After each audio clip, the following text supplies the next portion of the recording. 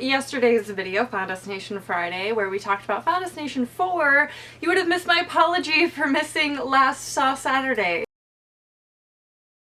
As I said in that video, it was just weird, like, scheduling, and like I had stuff to do, so I wasn't able to film it, but we are here to talk about Saw 5 today, so hopefully that makes up for it. This one is a really good one. It's not like my favorite one. As I said, I think Saw 4 would have to be one of my favorites. I don't know. It's hard to say. So this one, we kind of get to see more of Hoffman, because at this point we know about Jigsaw, and we know that Hoffman is now his apprentice slash he just took over because Jigsaw died. This one starts out with a really awesome trap. I love this trap a lot. It has this guy named Seth. He's laying there and he has to put his hands in the hand crusher machine in order to stop the pendulum that is swinging, that as time goes on drops down lower and then eventually will touch his body and cut him in half. The trap is actually inspired by an Edgar Allan Poe short story called The Pit and the Pendulum, which I think is pretty cool. So this was the first sequel of the Saw franchise that did not open first at the box office on opening weekend.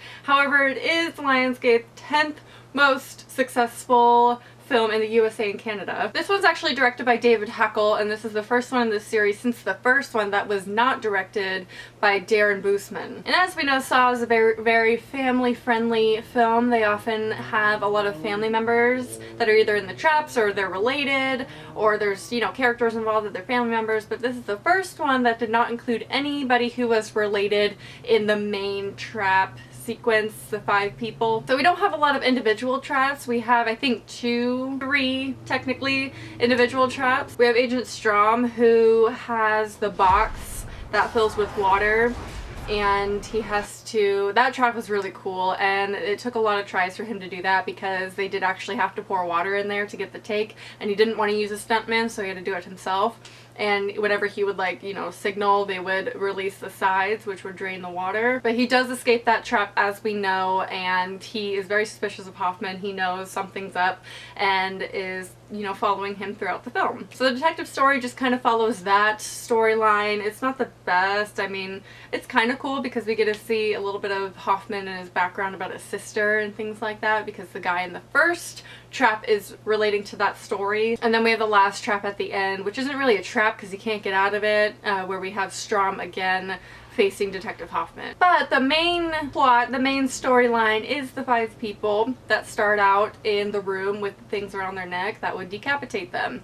I don't always like when they do group things. I don't know why exactly. I kind of like individual tests more than group things, but these people are all I want to say related, but I just said a second ago that they aren't like family members. They're related, like they all kind are involved in like the same scandal thing, if that makes any sense at all. It's kind of irrelevant, it doesn't really matter. We're all here for the blood and guts and saw traps, right? So I'm going to kind of spoil this part of it, the 5 people, and talk about kind of what they could have done differently and that whole storyline. So it is going to spoil like the big reveal in the end, so if you haven't seen it yet, I'd recommend watching that part and then coming back, or if you just don't care, then watch it. But I think a lot of us have already seen it too, so I'm gonna get into that. As we know, at the end, the 5 people all could have survived had they just figured out the key at the first trap was the same for every person, and they all could have detached themselves, gone on to the next trap.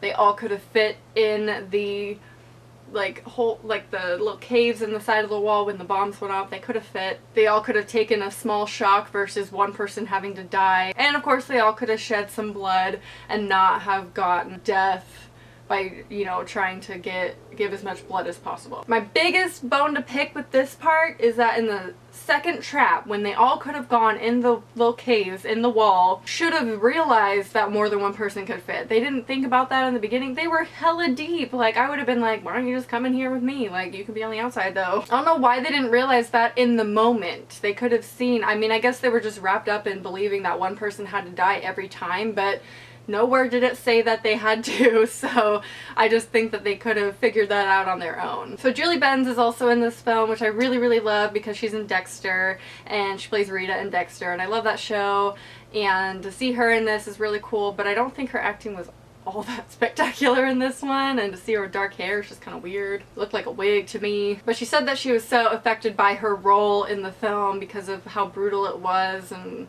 that she had nightmares. I probably would too, but I would honestly love it because I love nightmares and I'm weird like that. Anyway, that's all I have to talk about Saw 5. Let me know what you think about this one, and we only have 2 more to go. But as I mentioned yesterday, I have a bunch of stuff planned, so I'm excited to get into a new series, and I'm only going to be doing one at a time because that seems to be a lot easier than doing 2 series at one time in 2 consecutive days of the week. It's kind of difficult, but I only missed 1 day so far, so we're doing okay. I am planning on seeing the Vatican tapes very soon, so let me know if you want a review on that. It's already been requested by one person, so let me know. And also let me know if you want me to review any other movies that are coming out or anything that you've seen recently or that's on Netflix. Just leave some movie requests down below. I like to film at least one other movie review during the week besides these series videos. So I hope you enjoyed, and I will talk to you guys soon. Bye.